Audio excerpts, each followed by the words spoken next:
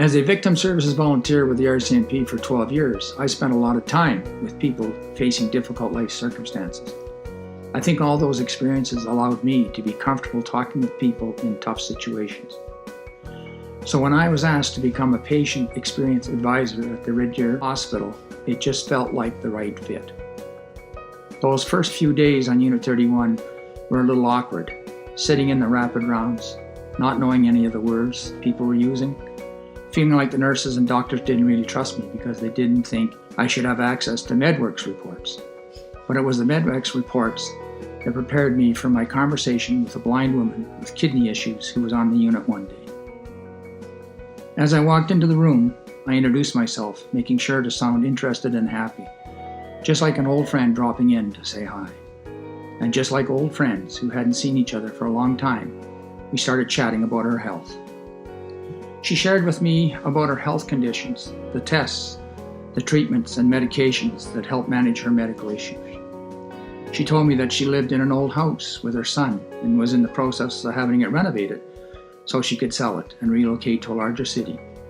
As part of this renovation, she was living in the basement, which was very dim, damp, uninviting, and cold. Her son had been injured in a workplace accident and now was unable to work. And for some reason, he was not a candidate to receive funding from the Workers' Compensation Board. The car that they used to transport themselves around in was in need of some major mechanical work and probably needed a new motor. She was concerned about her discharge as she wasn't keen on going back to that cold basement. I spent 30 minutes with her that morning. A lot of her problems were outside of my ability to help and the boundaries of medical care. But as I got up to leave, I said that I would pass along the information to see what we could do. I think that's all she wanted, to feel heard, to feel like someone was looking out for her. When I left there, I was amazed at how cheerful and upbeat she was. In my debrief with Shannon, I got out my notes and started recounting the things that I learned about the blind woman. As I mentioned things, Shannon would say, "Okay, good to know, I will call this person," or maybe we could get this person involved. I could tell that some of the things I learned in that chat were going to be important for the woman's medical care. Thanks to Google, I have started to pick up on more of the medical terms.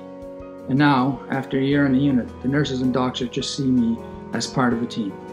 I think they appreciate the information I can provide and the way that my informal, unrushed conversations make patients feel cared for. My role is not to give medical information or advice. My role is to seek and share information. I know that having enough time to get to know patients is a real challenge in the healthcare system, but time is something I have plenty of.